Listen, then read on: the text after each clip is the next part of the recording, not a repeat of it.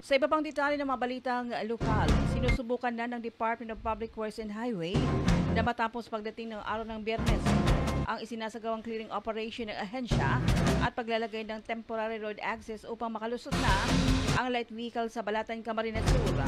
Sa panayam ng 96.7 Rinconada News FM kay DPWA's 5th District Engineering Office Quality and Assurance Section Chief Engineer Aris Hermoso, sinabi nito na tanging barangay Laganak na lang kasi aniya ang kinakailang pang asikasuhin ng ahensya at lalo't natapos na ang clearing sa iba pang lugar.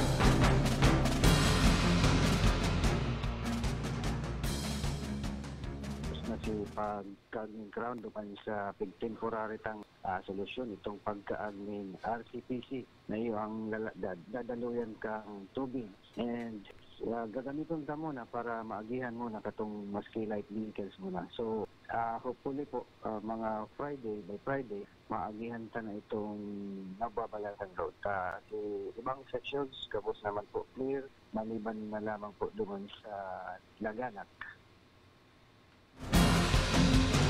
Samantala, sinabi pa ng opisyal na bukod sa landslide sa Balatan, ito ang Waras Bridge na tamang o na lamang ang National Road na nanatiling inaccessible matapos ang pananalasa ng Bagyong Christine sa Bicol Region.